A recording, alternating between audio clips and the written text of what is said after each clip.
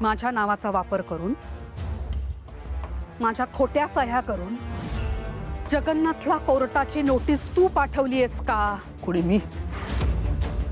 काही असं तू बोलू तरी कसं शकतेस? मी आणि जगन्नाथला नोटीस का पाठवीन? आणि मी तुझ्या खोट्या सह्या केल्या असं वाटतंय तुला? असा विचारही कसा करू शकतेस तू आई? राजकुमार प्लीज माझ्याशी खोटं बोलू नकोस. माझं आधीच डोकं फिरलंय. मी जेव्हा कोर्टात गेले ना तेव्हा जगन्नाथनी ती कोर्टाची नोटीस माझ्या तोंडावर फेकली. तेव्हाच मला कळलं हे कारस्थान दुसरं तिसरं कोणाचं नाही. तू नाही केलंयस ना? हे कारस्थान तुझं नाहीये ना? ठीक आहे, खोट्या सह्या, फोर्जरी हा गुन्हा आहे. मी पोलीस स्टेशनमध्ये जाते आणि पोलिसांना सांगते शोधून काढा हा गुन्हा कोणी केलाय. ऐका,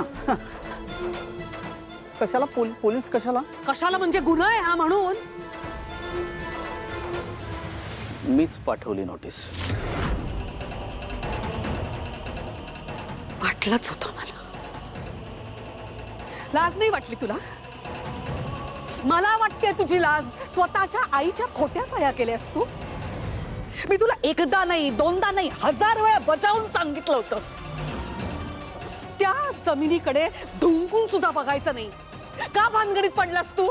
हे बघ आई, मी तुझा शब्द, तुझा मान राखलेला आहे. मी त्या जागेकडे डुंकूनही बघितलं नाही. तू सांगितलंस त्या आवारात पाऊलही ठेवायचं नाही, पाऊलही ठेवलं नाही. मी आपल्या वकिलांतर्फे त्यांना नोटीस पाठवली. मी कुठे गेलो? तिकडे. असं नको आरोप करू साई. मी तुझ्या शब्दाचा मान ठेवला आहे. मी नाही गेलो तिकडे. का? कशासाठी? कशासाठी हवी आहे ती जागा तुला? हं? सांग ना, काय करणार आहेस त्या जागेचं? जागा आपली आहे आई. कोट्यावधीची जागा आहे ती.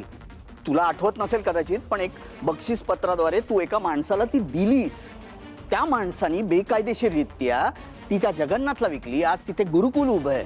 हे सगळं बेकायदेशीर आहे आणि गुरुकुल उभं झालं म्हणून जगन्नाथ त्या जागेचा मालक होत नाहीये. बरं, तुला आठवतच नसेल, मी वाचलंय ते सगळं. त्याच्यात एक क्लॉज आईने टाकलाय की जर का त्या माणसाला ती जागा विकायची असेल भविष्यामध्ये, तर ती जागा त्यांनी मेंदळे कुटुंबाला किंवा मेंदळेंच्या वारसालाच विकली पाहिजे. आणि म्हणूनच मी कायदेशीररित्या नोटीस पाठवली गाई. त्यात माझं काय चुकलं? कोट्यावधीच्या जागेवर पाणी सोडायचं का? हो, पाणी सोडायचं. तुला काय करायचंय? भूतकाळात काही होऊ देत. तुझा आणि त्याचा काय संबंध? या घरात माझ्या शब्दाला काय मान आहे की नाही? मी एकदा सांगितलं होतं ना, नाही म्हणजे नाही. त्या जागेकडे बघायचं नाही.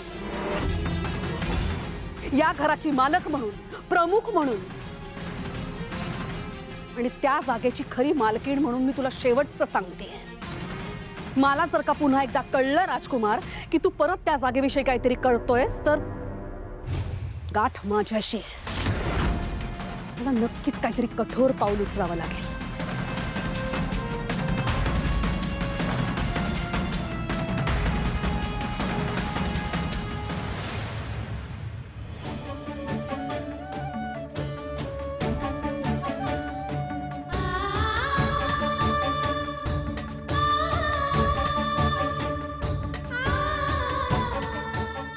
मुलांनो बसा.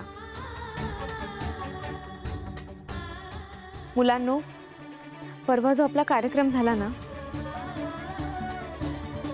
त्यासाठी तुम्हा सगळ्यांचं खूप खूप खूप अभिनंदन.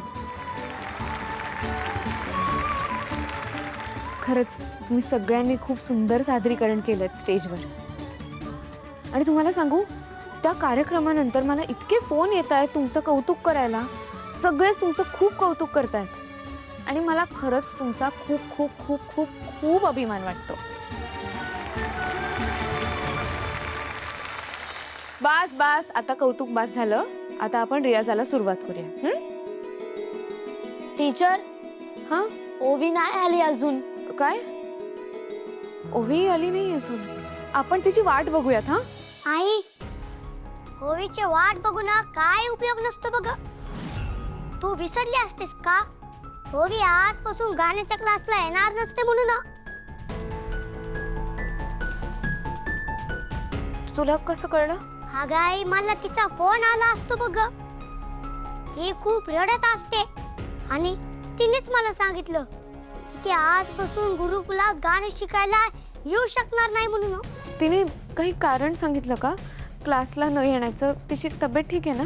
नाही आई, मला काहीच कारण दिलं नसतं बघ. तरी पण मी तिला खूप विचारलं. फक्त आणि फक्त ती रडतच असते बघ. झालं? आली मजा? तुला लाज नाही वाटली? खोटी सही वगैरे केलीस तू आईची?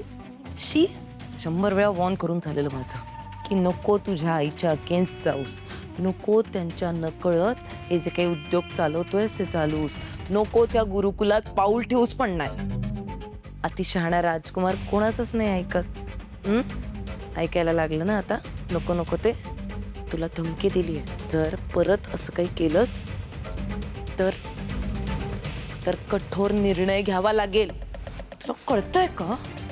कठोर निर्णय म्हणजे तुला जर या घरातून प्रॉपर्टीतून बेदखल केलं तर काय करणार होत आपण? हे नाटक नको, नाटक नका करूस. ड्रामा सुरू आहे, तुला काहीच वाईट नाही वाटलंय मला माहितीये. तुला माहितीये ना, पोकळ बांबूच्या धमकी आहेत फक्त तिच्या. तिला नीट माहिती आहे राजकुमार शिवाय रूपम कॉस्मेटिक्स कोणी सांभाळू शकत नाही. त्यामुळे या धमक्या देत्या. कारण सारंग काय दिवे लावतोय माहिती आहे ना बाहेर. सो सोड दो. आणि मग त्या जगन्नाथचं काय? ते तर माझं प्याद आहे. त्या जगन्नाथला तर आट्यात घ्यायचाच आहे. आई आणि जगन्नाथ आमने सामने व्हायलाच पाहिजे, तरच ती जागा मला मिळेल. खूप त्रास दिलाय त्या जगन्नाथने मला. त्या जागेच्या निमित्ताने त्याला चांगला धडा शिकवता येईल. त्यामुळे तू नको एवढा विचार करू नको. नाही कळणार, येईल तुझ्या लक्षात. पिंटोक. मुलांनो, ओवी आता येणार नाहीये. आपण रियाज सुरू करूयात. हा आई, मला तुझा फोन देतेस का ग? हो, 1 मिनिट.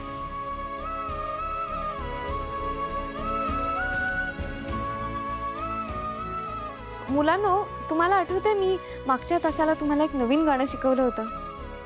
तुम्ही सगळ्यांनी एक एक करून तेच गाणं मला गाऊन दाखवायचंय, ठीक आहे? कोणापासून सुरुवात करूयात? या मी तुझ्यापासून सुरुवात करूयात.